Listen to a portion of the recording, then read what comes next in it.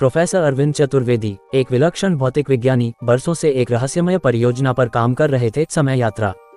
उनकी प्रयोगशाला शहर के बाहरी इलाके में एक पुरानी हवेली में स्थापित थी, जहां अजीबोगरीब उपकरण और जगमगाती हुई स्क्रीनें हर तरफ बिखरी रहती थीं।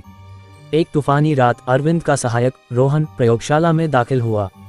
प्रोफेसर फर्श पर बेहोश पड़े थे और उनके पास एक अजीबोगरीब उपकरण टूटा हुआ था, अरविंद का prototype time travel device.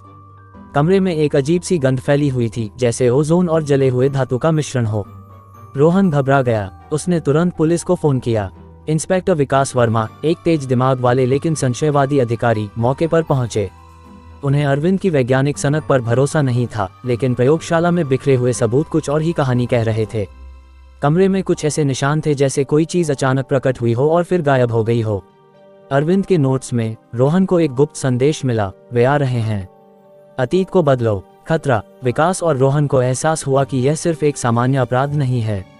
Arvind शायद किसी ऐसी चीज के संपर्क में आ गए थे जो इस दुनिया की नहीं थी। उन्होंने अरविंद की परिकल्पनाओं पर शोध करना शुरू किया। प्रोफेसर का मानना था कि समय एक सीधी रेखा नहीं है, बल्कि एक जटिल जाल है, और कुछ खास कालखंड ऐसे बिंदु हैं जहां अतीत, वर्तमान और भविष्य आपस में टकराते हैं। उन्हें पता चला कि अरविंद एक ऐसे ही कालखंड की खोज कर रहे थे जो शहर के पुराने खंडहरों के नीचे स्थित हो सकता है। किंवदंतियों के अनुसार वह जगह सदियों से रहस्यमय घटनाओं का केंद्र रही थी। विकास और रोहन खंडहरों की ओर निकल पड़े। अंधेरी और घुमावदार सुरंगों में भटकते हुए उन्हें अजीबोगरीब ऊर्जा के उतार चढ़ाव महसूस हुए। दीवारों पर प्राचीन सिंबल्स बने हुए थे जो अरविंद के नोट्स में भी मौजूद थे। अचानक सुरंग का एक हिस्सा जगमगा उठा। उनके सामने एक अस्थिर पोर्टल खुल गया, जिसमें से धुंधली आकृतियां निकलती हुई दिखाई दी। वे भविष्य से आए थे, ऐसे जीव जिन्होंने समय यात्रा की तकनीक में महारत हासिल कर ली थी और अब अतीत को अपने फायदे के लिए बदलना चाहते थे।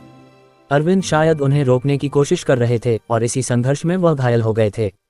विकास, एक पुलिस अधिकारी होने के नाते, स्थिति की गंभीरता को समझ गया। ये सिर्फ एक गुमशुदा वैज्ञानिक का मामला नहीं था, बल्कि समय की निरंतरता का सवाल था।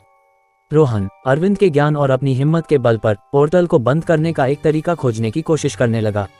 एक रोमांचक मुकाबले के बाद, जिसमें विज्ञान और साहस दोनों की परीक्षा हुई, वे भविष्य के आक्रमणकारियों को वापस उनके कालखंड में धकेलने में कामयाब रहे और अस्थिर पोर्टल को बंद कर दिया।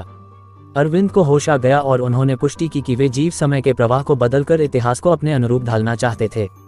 लेकिन खतरा पूरी तरह से टला नहीं था। कालखंड अभी भी मौजूद था और भविष्य में कोई और भी इसका इस्तेमाल करने की कोशिश कर सकता था। विकास और रोहन ने फैसला किया कि वे अरविंद के साथ मिलकर इस रहस्यमय जगह की निगरानी करेंगे, ब्रह्मांड के सबसे बड़े रहस्यों में से एक की रक्षा करते हुए। समाप्त।